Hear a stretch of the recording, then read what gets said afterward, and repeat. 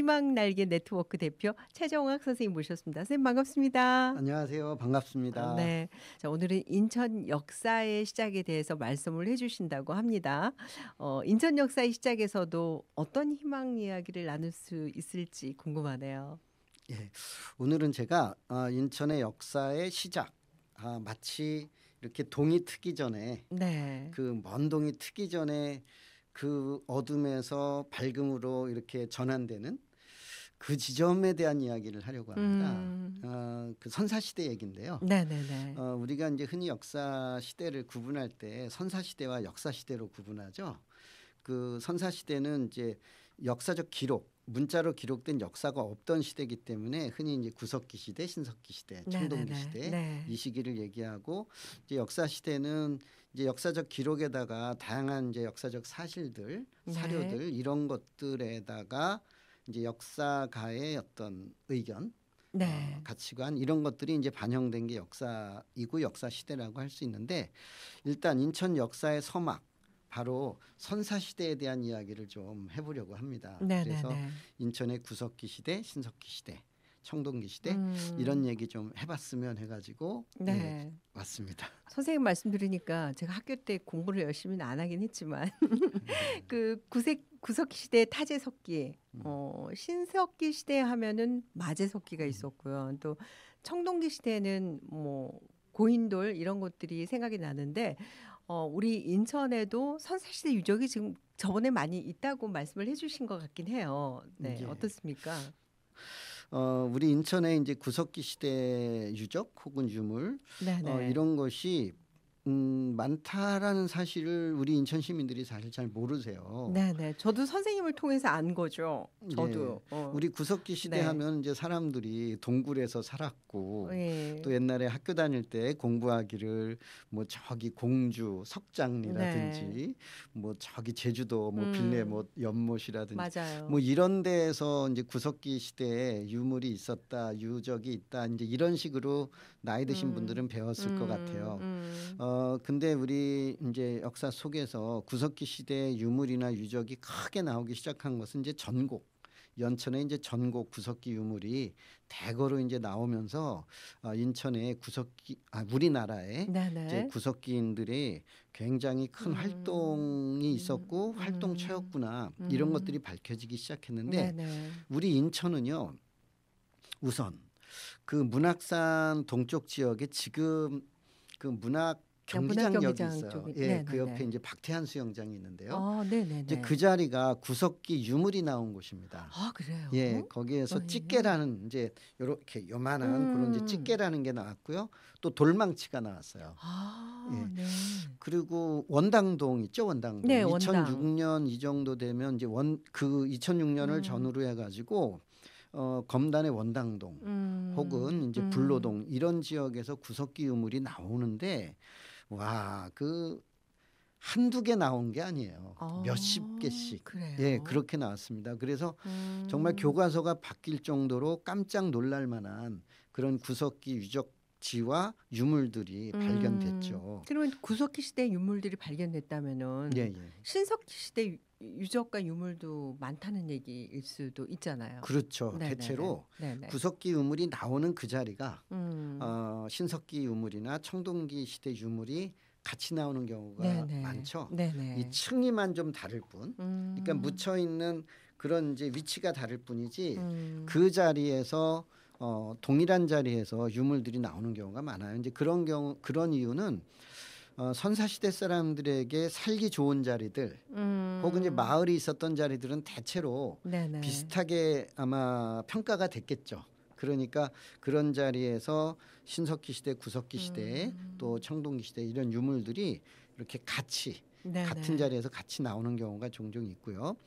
그런 자리들의 또 대표적인 데가 가정동이에요. 이제 가정동 유물 같은 경우도 특히 가정동 구석기는 26cm나 되는 아주 큰 돌도끼죠. 네네네. 그래서 가정동 이 유물 같은 경우는 이렇게 검인정 교과서에도 이렇게 나오는 이제 그러한 이제 유물이 되겠습니다. 그래서 인천의 이제 구석기 유물들이 그렇고, 또 신석기 유적지도 인천이 정말 대한민국에서 손꼽히는 네, 네, 그런 네. 유적지들을 가지고 있습니다. 그렇군요. 예를 들면 아까 말씀드렸듯이 동양 저기 그 불로동 네, 또 불로동. 원당동 이런 네, 데가 네, 다 이제 네. 신석기 유적지들이 같이 음, 이제 또 있고요.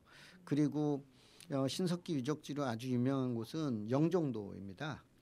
영종도의 음, 이제 운서동 같은 경우는 우리나라 최대 그 신석기 유적지예요. 네, 그리고 삼목도 같은 데는 대규모 취락, 그러니까 마을 유적이 나온 곳이기도 네, 네, 네, 하고요. 네. 또 그 영종의 이제 하늘 신도시 남쪽에 송산이라는 자그마한 산이 있거든요. 음, 그 송산 해안가 지역도 신석기 유적지로 아주 주목을 받는 곳입니다. 또 뿐만 아니라 뭐 연평도라든지 그 여러 이제 서해 네, 섬들에서 네, 신석기 패총이나 이런 것들이 많이 네, 나왔죠. 네, 네.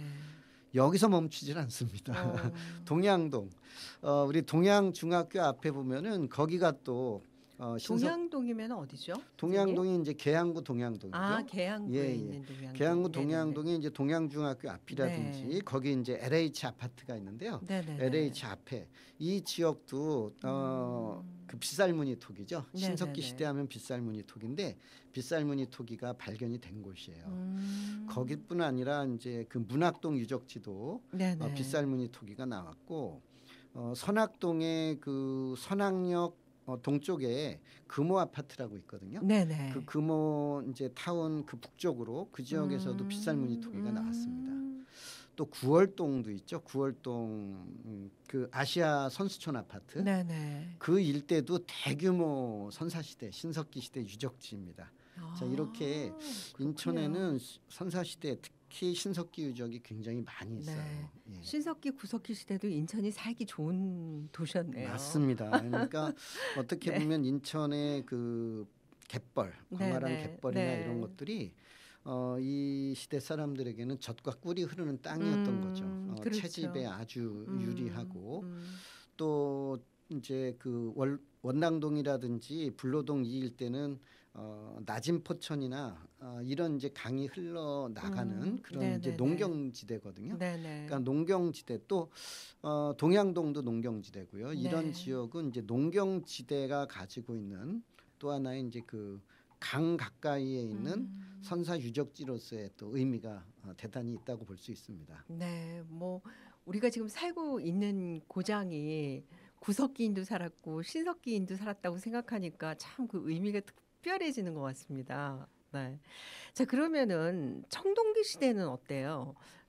저는 뭐 그 강화의 고인돌 있잖아요. 예, 그게 예. 이제 유네스코 문화유산으로 지정이 돼 있는 거잖아요. 예, 예. 그게 떠오르는데 그 외에도 또 있는 건가요? 우선 네. 그 유네스코 문화유산으로 등재된 음. 고인돌이 네네. 이제 강화 고인돌이 포함되어 있지 않습니까? 네네네. 그러니까 유네스코 문화유산으로 고인돌이 이제 등재되었을 때 고창 지역이라든지 화순 지역, 강화 지역 이렇게 세 군데가 가장 이제 중요한 네네네. 지역으로 이제 평가되었었죠. 사실 전 세계에서 고인돌이 가장 많은 나라 음. 어디라고 생각하세요? 선생님이 질문하시는 거는 그냥 왠지 우리나라일 것 같아요. 그렇습니다. 전 세계에서 고인돌이 네. 가장 많은 나라는 이제 정말이에요?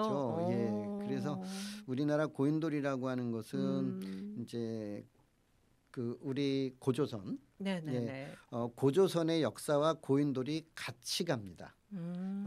그리고 음. 이제 요령식 동검이라든지 고인돌 이 두 네네. 가지가 우리 고조선의 역사하고 같이 그래서 만주벌판에서 한반도에 이르기까지 전 영역에 걸쳐서 동시에 나타나는 이제 유적이고 유물이라고 할 수가 있는데요.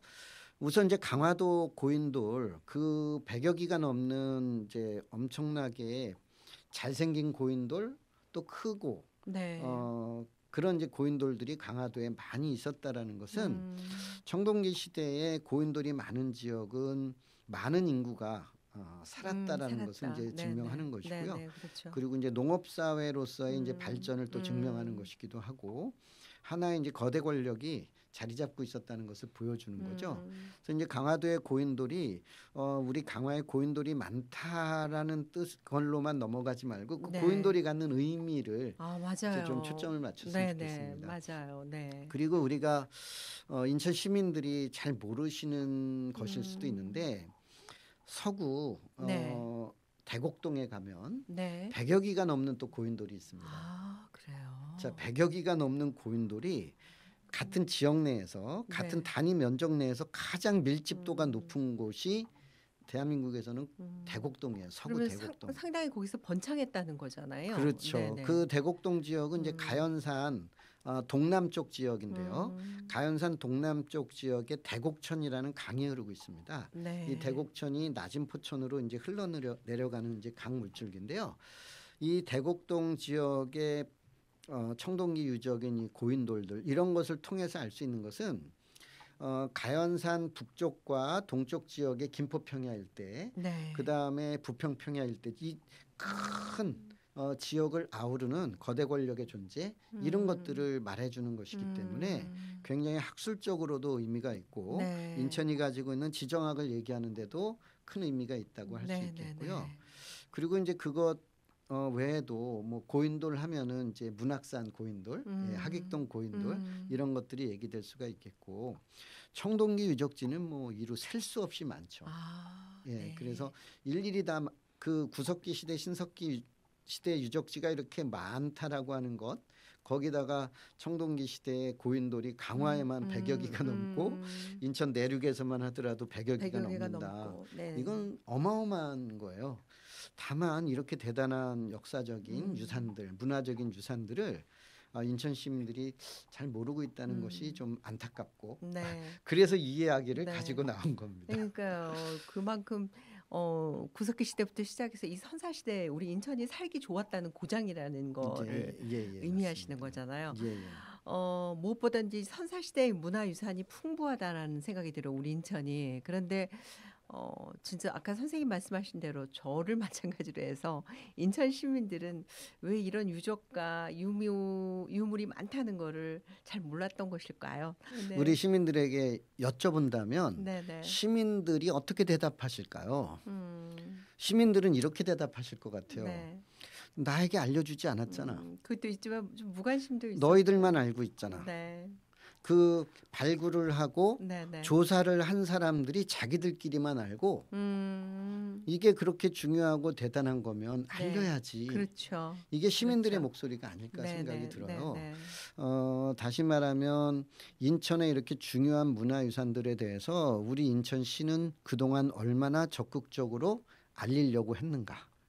그리고 인천시 교육청은 이러한 것들을 얼마나 우리 고장 인천의 다음 세대들에게 알리려고 노력을 했는가. 네. 이런 부분에 대해서 좀 우리가 한번 좀 성찰 반성을 좀 해봐야 될 것 같고요. 저 또한 마찬가지예요. 저도 이제 이러한 사실들을 아는데 얼마나 이것을 더 많이 알려야 하는데 알리지 못했나라는 어떤 부끄러움이 있어요. 그래서 이런 이제 방송 매체나 이런 것들을 통해서 인천이 이렇게 훌륭한 문화적 자원을 많이 가지고 있다. 이렇게 많이 가지고 있는 것을 그 자체가 희망이 될 수 있다. 인천에. 인천의 문화적 희망이 될 수 있다. 문화적 자원들이 곧 학습 자원이거든요. 그죠? 이 문화적 자원이 도시계획의 자원이거든요. 문화적 자원들이 어떤 메모리얼 파크나 좋은 도시공원을 만드는 자원이거든요. 그런 이제 인천을 디자인해 가는데 굉장히 필요한 이런 이제 그 희망의 이렇게 원천들이고 이런 이제 소스들이에요. 그런 면에서 질문하신 것처럼 왜 몰랐을까라는 질문은 왜 안 알렸을까? 그리고 왜 체계적으로 활용하지 않았을까? 그리고 인천의 관광 따로 문화 따로 역사 따로 맨날 그렇잖아요. 네. 이런 걸 이제 좀 총체적으로 좀 바라보면서 평생학습이라든지 혹은 이제 지역사회 교육이라고 하는 이제 그 공교육의 교육 과정이라든지 모든 면에서 인천의 문화유산이나 이런 것들을 함께 좀 고민하고 활용의 지점들을 좀 찾아보면 좋지 않을까 이런 생각을 합니다. 조금 이제 늦은 감은 있겠습니다만은 그래도 우리가 이 방송을 통해서 최정학의 인천 희망 이야기에서 이제 열심히 알리고 네. 예, 그러는 시간을 또 가질 수 있으니까 또 늦었을 때 제일 빠르다는 얘기도 있지 않습니까? 그러니까 긍정적으로 예, 예.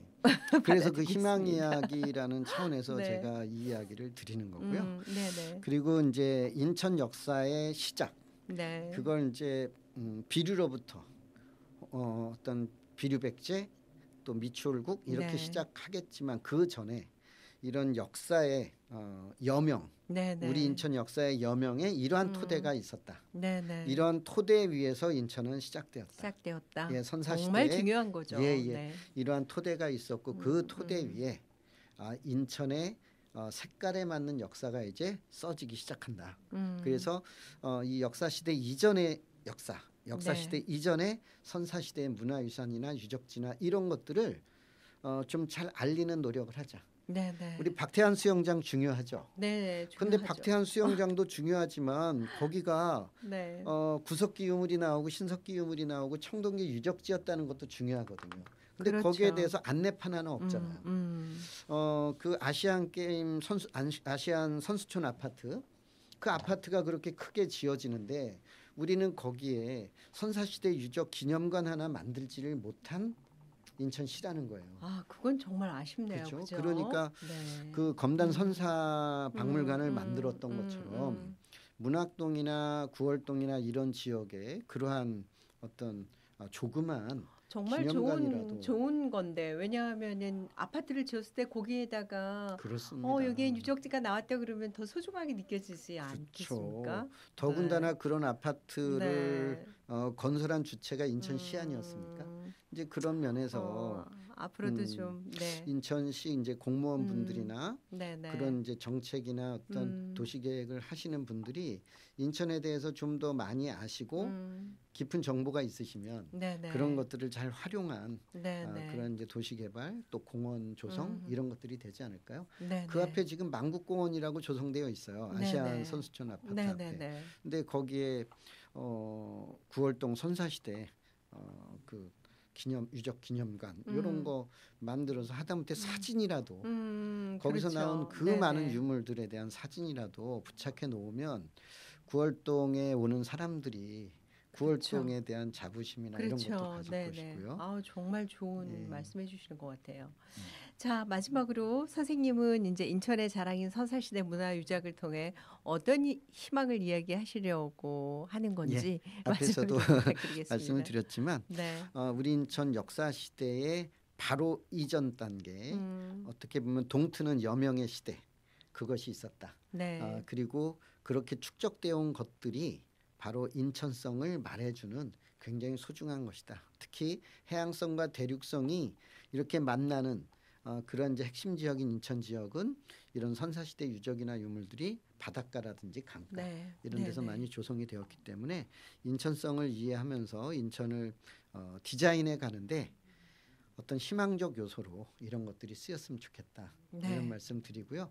또 우리가 그동안 몰랐던 선사시대 유적지나 유물들을 많이 알게 되는 음, 새로운 희망의 이야기가 되었으면 좋겠습니다. 네.